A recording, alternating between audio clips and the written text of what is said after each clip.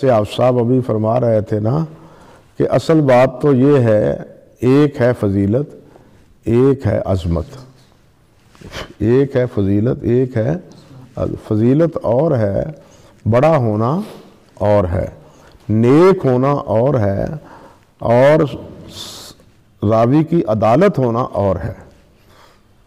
کتنے نیک آدمی ہیں وہ نماز پڑھ کے جاتے ہیں اور بازاروں میں جو کچھ کاروبار کرتے ہیں وہ سارا جھوٹ پر مبنی ہوتا ہے۔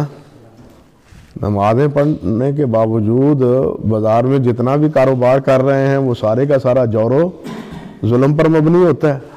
تو ایک ہے ظاہری نیکی، ایک ہے اس کی عدالت اور اس کا ضبط، بالخصوص عدالت کے ساتھ ضبط۔ تو فرماتے ہیں کہ ان کا تقاضا یہ ہے کہ تعریف کے علاوہ اس کی نیکی صالحیت کے علاوہ کیا چاہیے؟ اس کی توثیق چاہیے۔ یہی وجہ ہے کہ محدثین جب کہتے ہیں نا ہوا صالح، تو وہ صالح کے لفظ کو توثیق شمار نہیں کرتے، وہ کہتے ہیں صالح سے مراد عبادت گزار ہے۔ جب تک صالح الحدیث نہ کہا جائے اس وقت تک اس کو صالح تسلیم نہیں کرتے۔ یہی راز ہے، بات سمجھے نا؟ ایک ہے ہوا صالح، ایک ہے صالح الحدیث۔